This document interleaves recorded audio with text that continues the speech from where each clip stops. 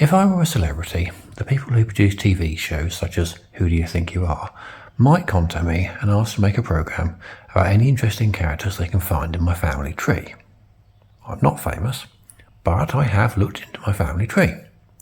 What I've found makes, I think, for an interesting story or two, and so, in lieu of a professionally produced TV show, we have a series of distinctly amateur YouTube videos. I call it Who Do I Think I Am?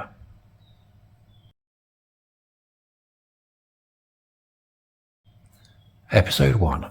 Sarah Ann Peters. This video is split into two parts.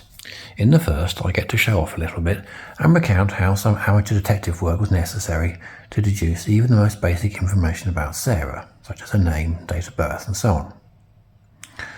The second and longer part gives a broadly chronological narration of her life and the sometimes colourful goings-on that were documented at the time and that we are able to learn about today. Who then is Sarah Ann Peters, and what relation is she to me? Quite simply, she is my matrilineal great-great-grandmother, or, if you prefer, my mother's mother's mother's mother. On then to part 1, my little detective story. When compiling a family tree, the first step is usually to talk to living relatives and learn what you can from them. In my case, it took me back to my great-grandparents, at least insofar as I had their names. Their dates were still a little uncertain. First order of business, then, was to complete the picture for my great-grandparents, Annie Rebecca Stroud and Thomas Edward Nellams, by confirming what we think we know and filling in the gaps. To do that, we need to delve into the public archives. Granny's birth certificate and baptismal records provide our first confirmations. Her father was Thomas Edward Nellams and her mother Annie Nellams, née Stroud. We can confirm great-granny's full name from their marriage record. And, as both Thomas and Annie were alive in 1939, the 1939 register gives their dates of birth. It took a little while to find them, though, due to a mistranscription of their surnames on the particular site that I was using. Needless to say, corrections have been submitted. We can also find them on the 1911 census, and this gives their places of birth. Both were born in Richmond, Surrey. Incidentally, take note of their address around this time, 15 Water Lane. This will come in useful later. Death certificates were obtained to find the dates of death, which differed by 2 to 3 years from the dates initially supplied by the family. As Richmond Cemetery has taken a slightly unusual but highly laudable step of making their records freely available on the internet, it was possible to locate grave and burial information for both great-grandparents. It's on my to-do list to visit and try and locate their final resting place. Let's capture this information and update the family tree. At this point, all seems to be going well, and we can now start looking for the previous generation, starting with Annie Rebecca's parents. And we immediately hit a problem. Searching the civil birth records for Annie Stroud, born in 1870 in or near Richmond, Surrey, and you get no hits. There is an Annie Rebecca Catton. She was born in the right place at about the right time. But are Annie Stroud and Annie Catton one and the same person? There's a very strong indication that they might be. It comes from the baptismal records. Annie Rebecca is listed as the daughter of George Catton and Sarah Ann Stroud. It's not often that a baptismal record records different surnames for both parents. Might this be an early indication of something unusual going on? We confirm the dual identity by looking at the birth records for the 11 children born to Annie and Thomas. All these records give Annie's maiden name as Stroud, except one that says Catton. Why the odd one out? Well, the answer is actually fairly simple. When Annie registered her birth, she did it as she did for 10 of the 11 children. She gave her maiden name as Stroud. On the one occasion that Thomas did it, he gave her maiden name as Catton. This seems to confirm that Annie Catton and Annie Stroud are indeed the same person. Notice also that in February 1912 they're living at 15 Water Lane, the same address as on the 1911 census. OK, we've convinced ourselves that Annie Catton and Annie Stroud are the same person. We don't know why she had 2 surnames, but we'll leave that for the moment.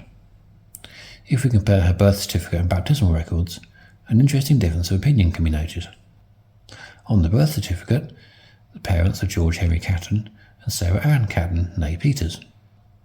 On the baptismal records, they are George Catton and Sarah Ann Stroud. Clearly, the uncertainty about Annie's surname stems from that of her mother, Sarah Ann. Was she Catton or Stroud? Her maiden name is given as Peters. Given the uncertainty in her married name, we might take this with a small pinch of salt too. Let's pause again and update the family tree with what we've found so far.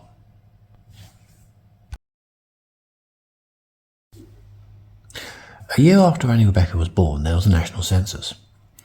Looking for the Peters, Stroud, Catton family, we can find them easily enough. From this entry, it looks as if George and Sarah are married, but the presence of stepchildren implies that Sarah must have been married before. This could explain where the Stroud name comes from. We assume that, as divorce would not have been an option for Sarah financially, her previous husband, Mr. Stroud, must now be dead, allowing Sarah to legally remarry. This is a plausible theory that explains most of the available facts. Working on the widowed then remarried idea, there should be three things that we can find. 1. A marriage record for Sarah Ann Peters and Mr. Stroud, sometime prior to 1858. 2. A death record for Mr. Stroud, sometime between 1861 and 1867.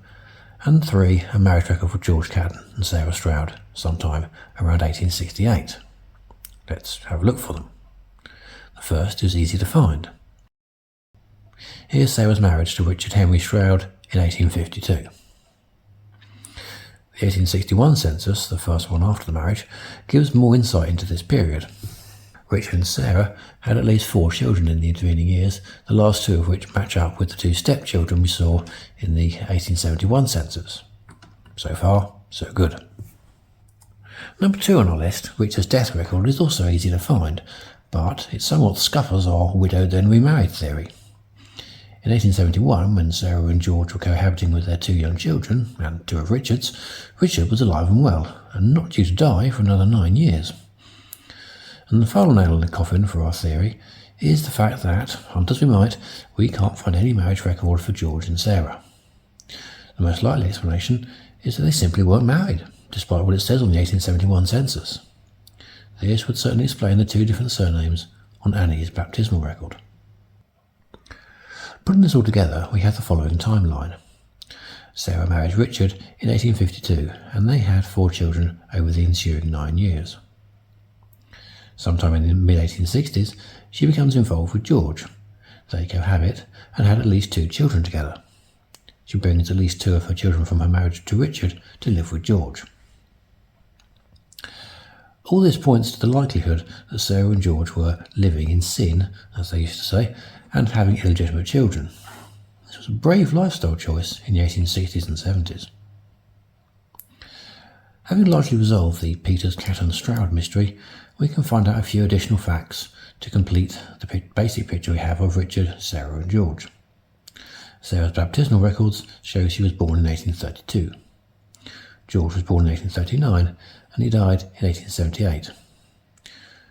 Richard's baptismal records show he was born and baptised in 1829. Finally, our family tree now appears as shown, with Sarah flanked by the 2 men in her life. Our detective work is now complete. On to part 2. As previously stated, for the second part of this video we go back to square one and tell, as best we can, the chronological story of Sarah Ann Peters. I should mention here that whilst in the previous section I tried to show exactly where each bit of information came from and how the overall picture emerged from the chaos, from now on the focus is on presenting the facts in order rather than showing how each came to be discovered or deduced.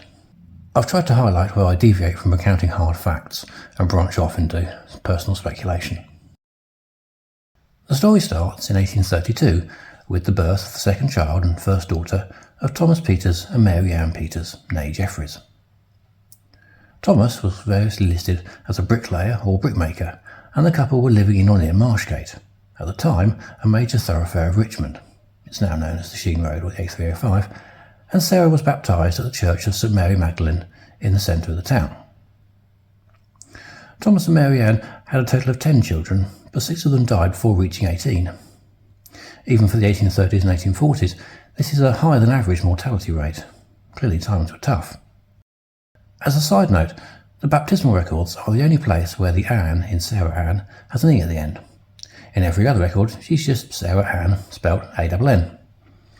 She was probably named after Thomas's mother, Sarah Ann Peters, née Bishop. Here are the details for Sarah's siblings, along with some useful information gained from baptismal records. We can see how the various references to Thomas's occupation clearly link him to the brick trade, and how at one point the family's area of residence is described as the brick field. This is probably Robinson's brick field, which would probably have been a big employer in the local area. It's interesting to note how the family's choice of baptism venue goes from Anglican to Methodist and back again. Obviously, getting the kids baptised was the key thing. The particular denomination of Christianity wasn't too important. Sad to note that they had 3 goes at producing a son named Thomas, all of whom died before they reached the age of 6. All the siblings were born by 1845, by which point Sarah would have been 13. So her early years would have seen a lot of arrivals, a few sad departures, and she'd have grown up in a fairly big, not awfully well off, but hopefully loving family.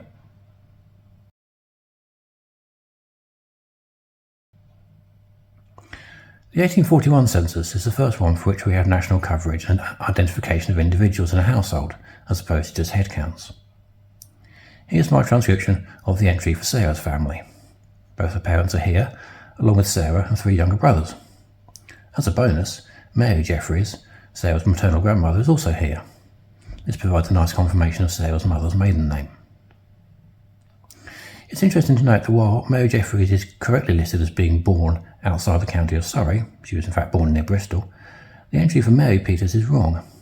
She too was born outside Surrey, again near Bristol, but is listed as a Surrey birth. Probably a simple mix-up with the census taker. Maybe someone said Mary was born in Bristol, and they assumed it only meant Mary J, when in fact it also applied to Mary P. Who knows? In any case, the first 9 years of Sarah's life appear to have passed with little incident. And in fact, fairly little appears to change over the next decade. By the time of the 1851 census, Sarah is still at her parents' home. The transcription gives more confirmation, where needed, of the family links to the brick trade, both in their location and in Thomas's occupation. As with 1841, we find Sarah, both parents, and a selection of younger siblings. William and George haven't gone anywhere since last time, and another daughter, Mary Ann, has arrived. Of note is the absence of John. We know he died in mid-1851, only a month or 2 after the census. Where was he on census night? A question maybe for another day. Mary Peters the senior now has her correct place of birth shown, as does her mother, who is still living with her daughter's family.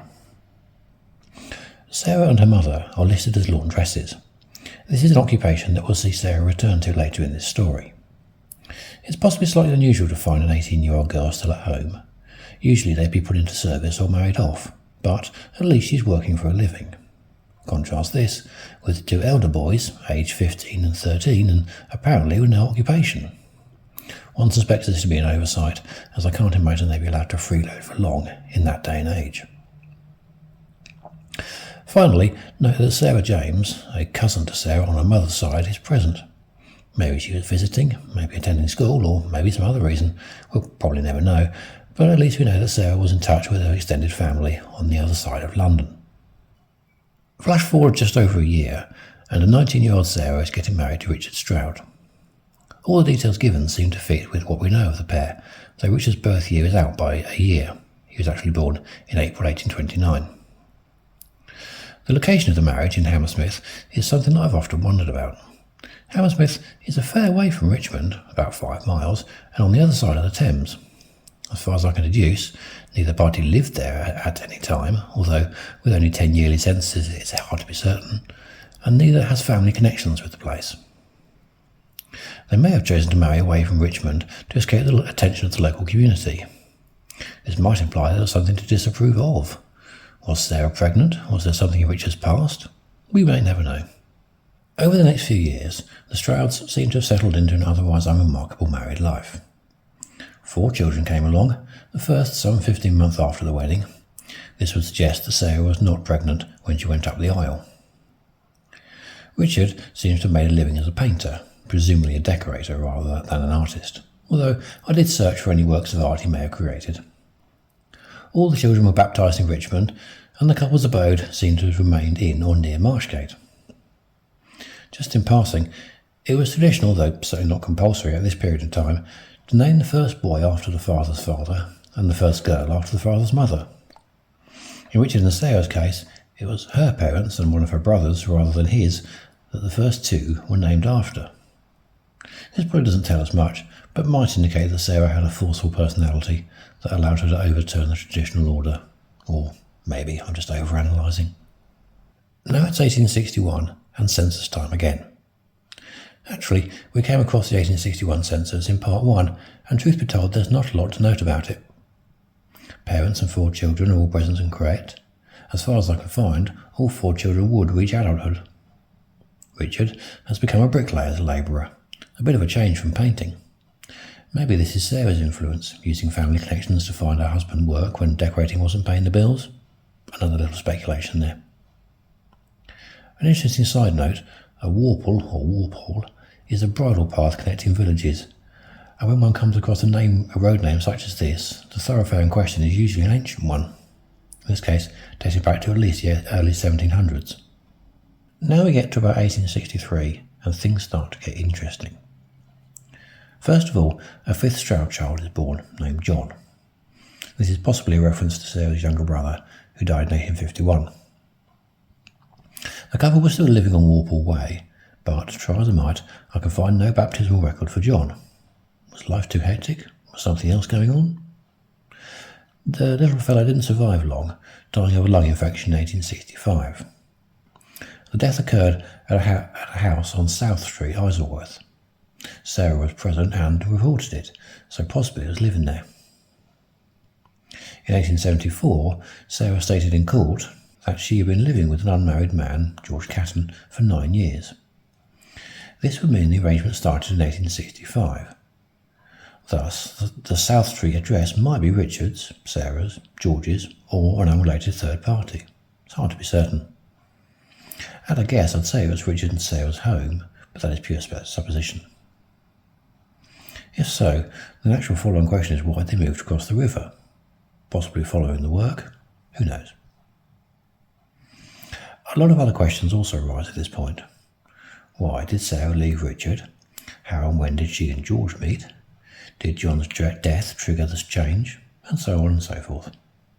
Suffice it to say, it must have been a time of significant upheaval.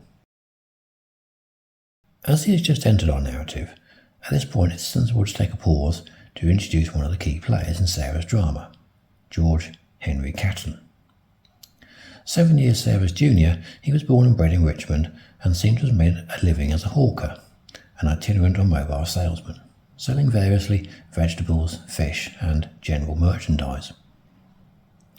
Although hawkers don't enjoy the best of reputations, George seems to have mainly kept to the straight and narrow, or at least not got caught doing anything too naughty, and I can only find one reference to any dubious business practices. In 1858, he was fined for hawking veg in front of more established vendors and thereby stealing trade. How he and Sarah met will probably never be known. As mentioned earlier, Sarah dates their cohabitation starting in 1865, so it's probable that they have met somewhat earlier. George died in 1878 at the age of 39 from acute nephritis, inflammation of the kidneys. No real indication of cause, likely an infection or possibly some sort of autoimmune disease. Possibly a result of long hours vending on unsanitary streets. Who knows? In any case, 39 was no age to go, even in the 1870s. Back to our main narrative, which is Sarah's. We now get to 1866, and we get our first glimpse of the realities of Sarah's day-to-day life. On the 22nd of June, an altercation occurred between Sarah Stroud and Charlotte Richards, possibly involving Ralph Richards too. Both sides give different accounts of what went on and who did what, but the root cause appears to be the fact that the Richards objected to Sarah's alleged conduct in being locked in with George. I'm uncertain here as to whether locked in is used in the modern sense of an out-of-hours drinking session in a pub or similar, or had some different contemporary meaning, such as spending the night together whilst not married. The article implies that both Richard Stroud and George Catton were present for the altercation. To my mind, the most likely reason for this is that Richard accompanied Richards to confront Sarah at her and George's shared residence. The inverse, that George accompanied Richards to Sarah and Richard's house, doesn't make a great deal of sense. This generally fits with the 1865 date for the start of George and Sarah's cohabitation. It would seem that Sarah and Richard's marriage was pretty much entirely broken down by this point. The article also fails to mention where the house was. Possibly it may have been at the Isleworth house mentioned previously, or it may have been in Richmond. This article gives a stark illustration of how extramarital fraternisation was viewed in Victorian times. Those folk who chose to cultivate extramarital relationships faced a considerable level of social isolation and hostility. One doesn't envy Sarah the path she had chosen, or been forced, to tread. On a side note, the Richards were in no real position to stand in moral judgment. Consultation of the records reveals that both were in prison at one time or another, and Ralph in particular was a serial offender with rather sticky fingers. Sarah, on the other hand, had no criminal record that we can find. Over the next few years, and despite the social pressures, the partnership of Sarah and George appears to have persisted. 2 children were born, George in 1867 and Annie, my great-grandmother, 3 years later. George was born in Isleworth, at a place called Railhead, and at what must have been the family home, as the place of birth matches the address of Sarah, the informant and mother. Annie was born in Richmond. Again, Sarah was the informant and gave her address as number 3 Mitchell's Row. The couple must have crossed back over the Thames in the interim, possibly following the work again. Annie was born at Johnson's Cottages in Richmond, not the family home. It's possible the former was a local cottage hospital or similar, or maybe just a friend's house of which Sarah got caught short, so to speak. The other noticeable point is that George Sr. appears now as a general dealer rather than a specific seller of vegetables. Whilst the term general dealer is somewhat vague, it does suggest something along the lines of a rag and bone man, and one can't help but feel that it might be a step down for George. Staying in 1870, in September of that year, Sarah made the papers again. This time, the altercation was actually between George and one Susanna Andrews, who had come to George's house to accuse Sarah of stealing items of clothing. I'm guessing that Sarah was either working as a laundress at this time, taking other people's washing, or maybe as a cleaner, visiting the customer's house. Taking objection to the accusations, George ejected Sarah with such force as may or may not have been proportionate. Sarah was called as a witness for the defence. No mention of where George was living, probably still living on Mitchell's Row. Another interesting slice of life from Victorian Richmond. On to April 1871 and its census time again. Interestingly, George and Sarah were captured living on 20 Row in Richmond. Less than a year earlier, in June of 1870, at the time of Annie's birth, they were living at number 3 Mitchell's Row. And a few months later, in August of 1871, at the time of Annie's baptism, they were back on Mitchell's Row, this time at number 16. Clearly, they didn't tend to spend anywhere too long during this period. Was this an indication of financial hardship? Unable to pay the rent, maybe? Who knows? As we saw in part 1, this particular census entry paints a nice but somewhat fanciful picture of George and Sarah's situation. George wasn't married, and while Sarah was married, it wasn't to George, and so she wasn't his wife. Sarah's age was about 5 years too low, and the description of the 2 Stroud girls as George's stepdaughters is further fiction. Of interest is the fact that both the Stroud girls chose to live with their mother. Despite Sarah's somewhat chaotic lifestyle, this was apparently better than living with their father. Does that give us a clue as to why Sarah separated from him? Was he violent, a drunk? So many questions. We stick with 1871 for another fascinating snippet. Once again, Sarah and her adversary were exchanging heated words. Once again, both sides had differing versions of what went on, and once again, the argument resulted in a fine. Of note is that Sarah was living at number 16 Mitchell's Row, the same as she was 4 months earlier when Annie was baptised. Nice to see her staying in the same place for a while. And they're still there 4 months later when, in April of 1872, a little girl is born. Sadly, she lasts less than a day and never even received a name. Interestingly, the death was registered first by a third party, Mary Bean, possibly a local midwife on the day of the sad event, A couple of days later, George registered the birth. Notably, he signed with an X, indicating he was probably illiterate. Sarah was just a few days short of her 40th birthday, and this would be the 8th and last child that she would carry. After a brief pause, we're back to the usual state of affairs in 1874, with Sarah's tendency for verbal fireworks landing her in court. In this case, her and Sarah Brooks engaged in a war of words and then issued a pair of cross-summons against each other. While Sarah was accused of having unlawful children, presumably Brooks meant illegitimate, indicating that hers and George's living arrangements were continuing to cause the local scandal. It was during this court appearance that Sarah admits to her 9-year cohabitation with the unmarried George. The pair were now living at West Sheen Vale. Sarah Brooks will reappear a little later in our story. Overall, one has to agree with the chairman's assessment that the two Sarahs were pretty much as bad as each other. Another year, another altercation. In this case, actually two, both involving Mrs. Figgett on the 13th and 15th of July.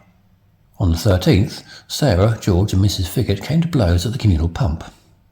As usual, both sides give different accounts of what happened, but the judgment went against Mrs. F, in part thanks to the testimony of Sarah Brooks, who, only a year ago, was herself at loggerheads with Sarah. How times change.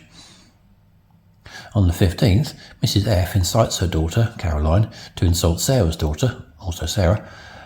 Again, the two sides can't agree on what happened, and again, the judgment went against the Figgetts. The pair are still at West Sheen Vale, and judging from the title of the newspaper piece, Happy Sheen Vale Again, this wasn't the first time the locals had caused a ruckus. In testimony, Sarah refers to her girls. These definitely include the younger Sarah, and probably Ellen Stroud and Annie Catton, who'd have been 15 and 5 respectively, and likely still with their parents, or purported step-parents. Time now for another little diversion. What had Richard been up to since he and Sarah had separated on or around 1865? In all honesty, it's a bit of a mystery. The 1871 census has a Richard Stroud living at Bramley Cottage, Richmond. There's a strong suspicion it's our Richard, though the dates don't quite match, out by about 10 years, and the census lists him as a lamplighter. Then again, we've seen Richard change careers before, so maybe this is him. His wife is Sarah. What is more certain is that 2 Stroud children were born and baptised in Richmond between 1876 and 1879. Their father was Richard Henry Stroud, and their mother was Sarah Jane Lemon. It's hard to trace either Sarah or the 2 children after Richard dies in 1880. There were several William Henry Strouds who died around 1880, and I suspect one of them is our lad. And Amy Lemon, aged 3, is seen entering the Richmond workhouse in 1882. This side note is really here to show that when Richard and Sarah separated, both parties appear to have made some attempt to move on. Back to Sarah's story.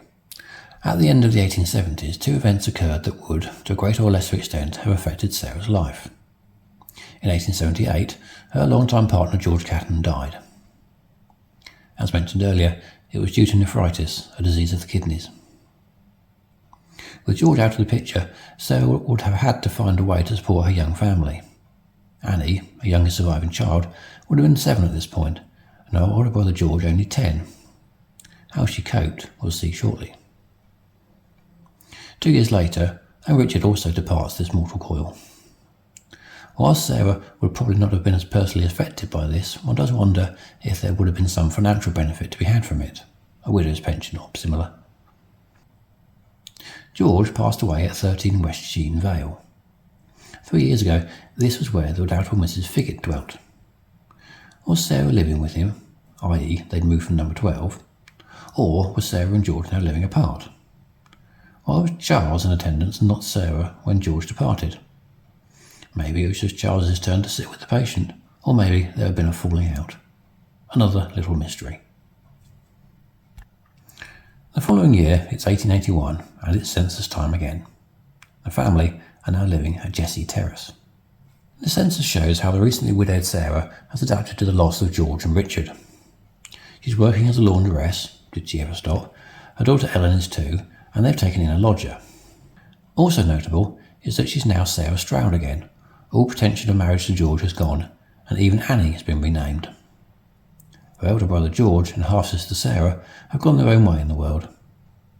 Sarah married in 1878, and I've no idea where George is at this point. Finally, let's mention Sarah's 2 grandchildren. These are Ellen's offspring, both sired by Robert Griffith, whom Ellen would eventually marry the following year, just before the birth of the couple's 3rd child. Interesting that the 2 boys are also Strouds on this census. In the period after 1880, we start to see Sarah's name cropping up in the records of the local union workhouse. This clearly hints at a decline in her fortunes to the point that she's struggling to make ends meet. Why that is harder to say. I'd say the most likely explanation is a declining state of health, making it hard for her to earn a living wage. And then, on the 10th of January 1891, Sarah takes her leave of us. That she departed from the union workhouse is unsurprising, but the cause of death, cirrhosis of the liver, might cause us to raise an eyebrow. This is a condition traditionally, though not exclusively, associated with heavy drinkers. Thus, we are compelled to ask the question, was Sarah an alcoholic? Nothing that's gone before has given us any firm indication that Sarah abused alcohol. Looking back on her life, we notice that alcohol was a factor in some of her clashes with her neighbours, but she herself was never reported drunk. I could well believe that she liked a drink or two. Let's face it, after some of the things that she had to put up with, she might well have been tempted to drown her sorrows. But I'd argue that the overall picture that emerges is not one of a person who drank to excess. If she had been an alcoholic, it might explain the breakdown of her marriage to Richard, but nothing much else fits that theory. The fact that she managed to raise half a dozen children, maintain a relationship with George and, quite literally, battled her way through the 1870s, suggests to me that whether or not she liked to drink, it clearly didn't rule or ruin her life. Cirrhosis can have causes unrelated to alcohol, and in Sarah's case I suggest this may have been the case. Her daughter Sarah Ann, married since 1878 and living nearby in Moats Terrace, was present at the passing and registered the death. One presumes it was also her that gave Sarah's profession as widow of Richard Stroud, reuniting in death the parents who'd been so often apart in life. Also, she gave Sarah's age as 56, when in reality she was approaching 59. Burial was 6 days later and was recorded in the records of St Mary Magdalene, the same church in which Sarah was baptised all those years earlier. I can find no record of the grave in any of the online catalogues, and think it probable that funds wouldn't stretch to a headstone. Her final resting place, therefore, likely remains unmarked. So, how to sum up Sarah Ann's life?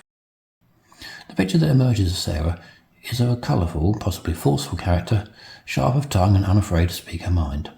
A fighter. One might attribute a large part of this to a survival instinct. For Sarah, times were tough from the beginning, and her unconventional lifestyle choices would not have made things any easier. In mid-Victorian Richmond, Sarah would have needed to be tough to survive. But, amidst this harsh environment, there must have been some tenderness. Sarah fought to protect her young family, and I find it notable that her 2 elder daughters stuck with her throughout her separation from Richard and beyond. With George, Sarah found solace, and when that union bore fruit, Sarah must have worked hard to balance the needs of her new and old families. Perhaps the most suitable way to end this story is by looking at Sarah's second eldest daughter, also called Sarah. Although Richard was her father, and she would have spent roughly the first 8 years of her life with him, it was clear that she was bonded to her younger step-sibling Annie, and either or both of the George Cattons, father and son. Why else would she name her second son and first daughter after them? To my mind, this is perhaps the best and most fitting tribute to Sarah, to George, and to the family life they created in those rough and ready decades so long ago. One thing that they rarely touch upon in programmes such as Who Do You Think You Are is the topic of DNA testing. However, with home DNA testing becoming ever more popular, it seems appropriate to see how Sarah features in the grand scheme of things. In 2023, I took the standard Ancestry autosomal DNA test, and by combing through the folk who have done likewise, and who share some DNA with me, it is possible to identify a few interesting matches. Remember that I'm descended from Annie Rebecca, Sarah's only surviving daughter with George Catton. A small cluster of my close DNA matches come from folk also descended from Annie, mainly via my granny, Annie Emma Maria Nellams, but including one match who descends from Thomas John Nellams, another of Annie Rebecca's children. Moving further afield, there are 3 matches of particular interest. All 3 are descended from the children that Sarah had with Richard Stroud, 2 from Mary Ann Stroud and 1 from Ellen Stroud. As we only have Sarah in common, these matches are my half-third cousins or similar. In turn, this means that the autosomal DNA that we have in common must only come from Sarah. As Sarah was my matrilineal great-great-grandmother, this means that her mitochondrial DNA, which we inherit only from our mothers, will have passed essentially unaltered down to me via the all-female line. I've not yet taken a mitochondrial DNA test, but when I do, we'll get a clear indication of another part of her genome. And this is, I think, a nice place to end the story. Sarah left behind no photos, no recordings, no writings, and the precious few material goods that she did leave behind have been lost over the years. As we noted earlier, she likely didn't even enjoy the luxury of a headstone on her grave. However, her most lasting legacy, and the one that modern science has recently revealed to us, is the DNA that is to be found in the cells of her descendants. For that small but significant part of my genome, I owe Sarah a vote of thanks.